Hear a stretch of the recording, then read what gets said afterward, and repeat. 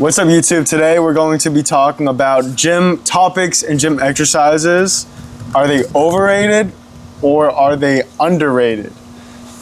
I got my friend Ashaz here to ask me some questions, and I got a little creative with these poster boards. So if you like the creativeness, go ahead and like this video and let's get into it. What do you think about cheat days?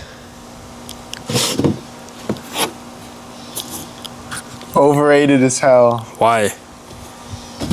A lot of people will think that cheat days are just very beneficial in the terms of recovery, and it's a great way to just mentally relax from my quote-unquote diet.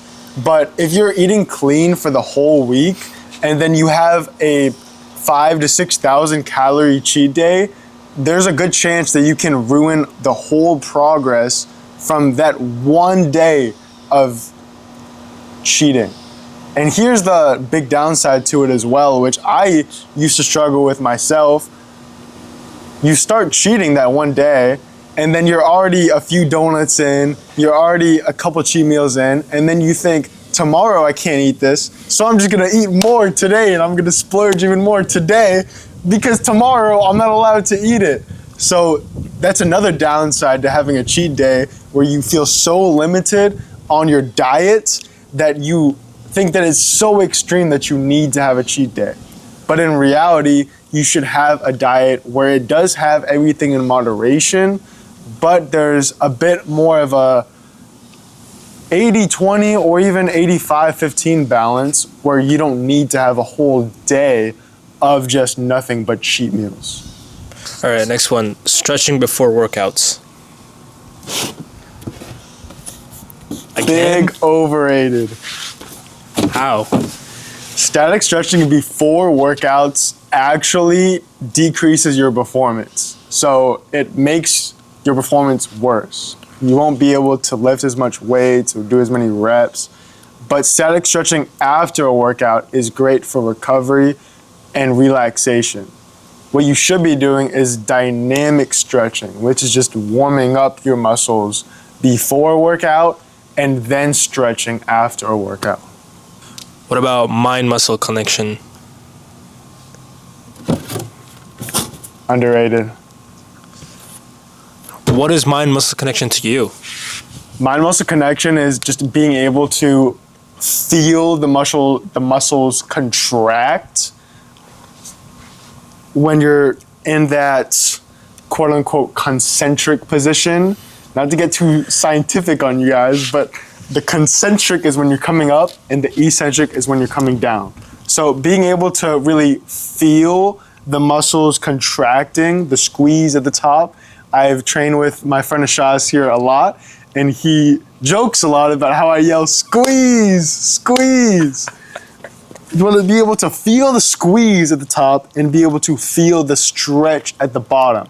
So what a lot of beginners and teenagers in specific make the big mistake of is thinking that they look cooler, or they're also going to get more results from lifting more weight, and them lifting more weight while ego lifting is usually going to lead to an increased risk of injury, and you're not going to be able to feel the mind-muscle connection as much in between your sets. So progressively overloading is important, but also being able to feel the muscles contract is also a huge part of actually doing the exercise with correct form and showing that you actually are knowing what you're doing in the gym. What do you think about training to failure every set? I think it's a good idea. Oh shit, yeah, I forgot about these posters. Want me to ask you again? No, just keep it. Okay. I think it's extremely underrated. I think most people come into the gym with a mindset where they have to hit a certain amount of reps, and they get 3 sets of 10 reps, and then they just don't want to train till failure because it's hard. And that's what's actually going to stimulate the muscles enough for them to grow. Either training till failure or close to failure. So would drop sets for you be overrated or underrated? Overrated. Same for supersets? Overrated. Drop sets and supersets are great to implement into your routine here and there, but they're not something where you need to be doing it every single set, because that becomes more of an endurance workout than an actual hypertrophy workout when you're doing so many reps, where the limiting factor is often going to be not your muscles, but your cardiovascular system. All right, let's get into some exercises. What do you think about Smith machine squats? Really? So many people think that the barbell squat is king to growing your legs, which I think it can be a great way to grow your legs, but the Smith machine squat is so much safer than the barbell squat, and it has so much less of a risk to do anything stupid like ego lift or get yourself injured, especially as a beginner. So it's literally just a barbell squat, but safer, and that means it's gonna be more effective for muscle growth in the long term. Cable workouts.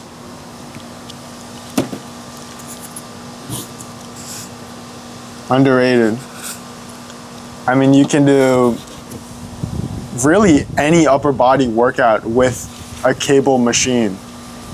You can do obviously bicep curls, tricep push downs, cable rows, cable pull downs. A lot of times you can train your chest in a great way using cables with chest flies or seated chest flies. And a cable machine, oftentimes I get the fucking best workouts if I'm at a hotel gym. All I need is a cable machine and potentially a bench to get a great workout. I see a lot of people doing deadlifts for fat loss. What's your opinion on that? I don't know about for fat loss, but deadlifts itself as an exercise are extremely overrated. Overrated as heck. The deadlifts do not specifically train any muscle group. You have so many muscle groups that are getting involved, but to prioritize one muscle group, it's just not a good exercise. So if you want to train for aesthetics, the deadlifts just aren't a good exercise to involve in your routine.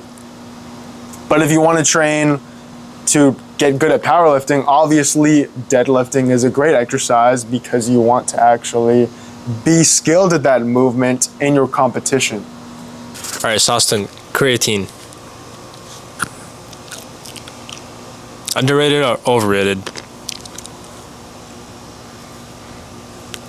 If I have to choose, I would say underrated.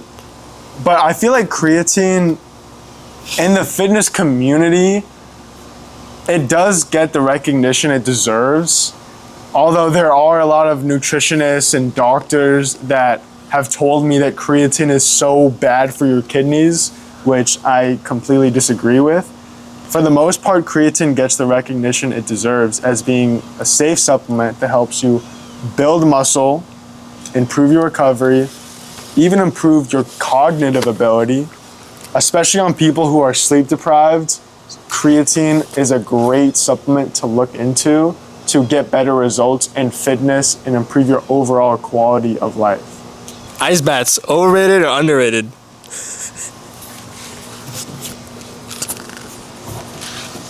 So overrated, it's not even funny. If you're an athlete and you need to recover better in the next 1 to 2 days for a game, they are a great way to improve your recovery to make sure that your muscles aren't as sore. But if you're training for muscle growth in aesthetics, ice baths are going to do nothing but decrease recovery in the long term and decrease, specifically when you do an ice bath directly after a workout, it's not going to give you the benefits that you think that it is.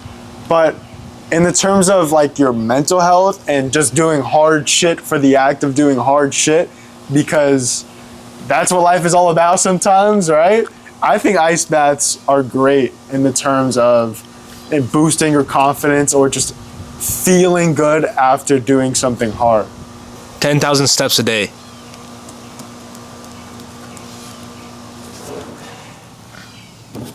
Oh. I'm going to say overrated. 10,000 steps a day itself is not mandatory to lose fat. The number 10,000, like you can lose fat or weight on only 8,000 steps a day completely fine. But I think walking, if we're gonna say as a whole, walking a lot is underrated because a lot of people think that you have to do intense cardio every day. You have to sprint, you have to run, you have to do Stairmaster, or like whatever. Walking itself casually burns a decent amount of calories and it's enjoyable. So you can do it whenever. You can talk to people while you're doing it. You can get nature while you're doing it. And you don't have to do it 60 minutes straight. You can do it 6-10 minute walks, easy, get a lot of steps in. So walking itself is extremely underrated in the terms of fat loss, but 10,000 steps directly, I mean, you don't need to hit exactly 10,000 or else you're a complete failure. Training abs every day. Dude, I know so many people that do that. Oh, so overrated. It's not even funny. Let's get into it. Do you need to train your abs every day to see your abs? Hell the F no. Because when it comes to your abs, you're only going to be able to see them if you're at a low body fat percentage. If you're at 20% body fat, but you train abs every day, you might have the best looking abs under your layer of fat that humans have ever seen. But until you start eating less and maybe doing more cardio, maybe doing more actual weight training itself, you won't be able to actually see them. So for fat loss and to be able to see the abs, they're so overrated because you can't target belly fat and you should spend most of your time training upper body, training lower body because your abs are still involved in every other exercise that you do. Push, pull legs. I would say they get the credit it deserves. That's the split that I'm on right now. I would say neither. I think workout splits in general are overrated because people think that the workout routine that you do matters more than the form on your exercises, the intensity that you're training with, the exercise selection that you're doing, your nutrition, and your sleep. So you can do any split, but what's really going to matter is all of the things that I mentioned previously. That matters more than the exact workout routine that you do. Relying on motivation quotes. Quotes? Our motivation in general in life. I would say that's an interesting question. I would say using ways to get motivation is underrated. Like, you can watch somebody like me to get motivation, and if that helps you be more productive, that's extremely underrated. You can read books that help you stay motivated. You can get better friends that help you stay motivated because they're either where you want to be or they're motivated themselves. I think you having the mindset that you need motivation to start something is fucking bullshit itself. But I think people don't realize how much they can actually improve their motivation itself to be more inspired to do what's necessary to achieve their goals. Gym partners. Oh. Men, obviously.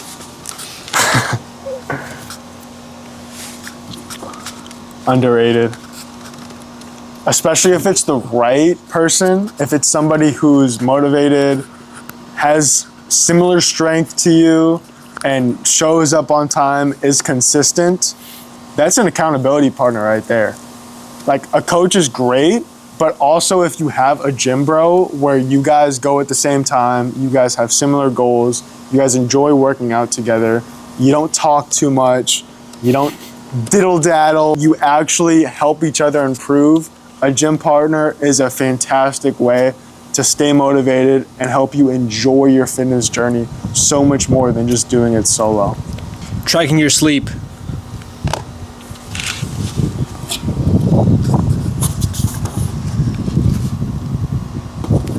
Overrated. I had a conversation yesterday with somebody in the sauna. He was wearing a Whoop.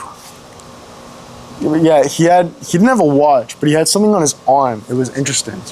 It was a Whoop, yeah. And I asked him about it. It's pretty cool, the technology, but when it comes to tracking your sleep, I believe there's a big downside to knowing specifically how good you slept, because you are going to manifest yourself into having a terrible day if you were just a little bit underslept.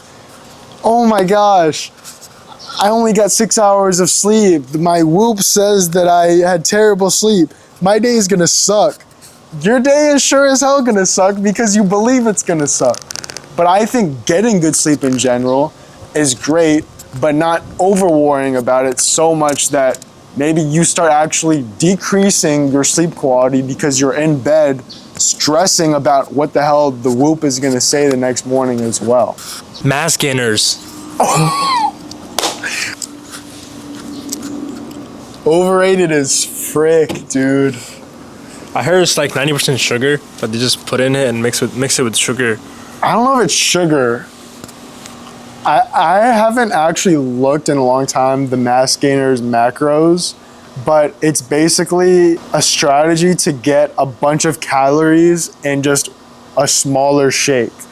Because inherently you want to bulk up if you're skinny, so having a mass gainer is going to help you eat more food because you have to eat big to get big. But in reality, a lot of people don't realize how much better whole foods are for you than a supplement itself. It's called a supplement for a reason. So if you want to get big, yes, you should be eating a lot of food, but a mass gainer is not going to make or break you building more muscle or not. 1 or 2 protein shakes a day is great to help you get more protein, but overall, you should be relying on whole foods such as chicken, fish, steak, beef, eggs, etc. And then, if you need a little bit more protein per day, then you can incorporate some shakes to help you build muscle. Strength training for fat loss. So many people think that you have to do hours of cardio to lose fat. You have to, obviously walking is great, but 10K steps. You have to run every single day. You have to do HIIT workouts. When in reality, they don't realize how effective building more muscle is to improve your metabolism, which helps you eat more food. And a lot of people, when they're trying to lose fat, they're not only trying to do it just to lose the fat, but the reason that they want to lose the fat is to look better and to get healthier. And lifting more weights is so beneficial to improve your health and improve your body composition. So, all in all, lifting weights is king for fat loss. Cardio is great, but lifting weights, if I had to do one or the other, I would go with lifting weights every day of the week. Using straps for pulling movements. So underrated. So many people don't realize that just using straps, they're $10, bro. They will help you lift more weight and do more reps on your exercises because your grip is often going to give out on many back movements before your actual back does, because your grip isn't as strong as your back muscles. So using straps will help your grip not be the limiting factor and will help you actually get your back to become the limiting factor. So you'll lift more weight, do more reps, and build more muscle because of that. What do you think of the no days off mindset? I think if you would ask me that 3 years ago, I would say it's underrated. But today, it is so overrated. If you take 0 days off, you're not giving your body a chance to recover and grow. What about sleep? Sleep is great, but it's not enough to make sure that your nervous system gets a chance to rest, your mind gets a chance to rest, and you can sleep all you want, but if you're overtraining, your sleep will get compromised. So if you rest a little bit more, your sleep will get better, your energy will get better, your workouts that you're in the gym will get better. And for most people, this won't apply because most people don't struggle with overtraining. But if you do struggle with overtraining, you should really, voice crack, I'm sorry.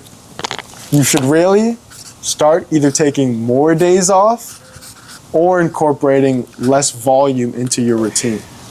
All right, guys, the video's over. Let me know if you have any different opinions. If there's anything that you disagree with, I would be more than happy to hear your opinions in the comments. So subscribe if you want to see more content from my page. And until next time, y'all, peace out.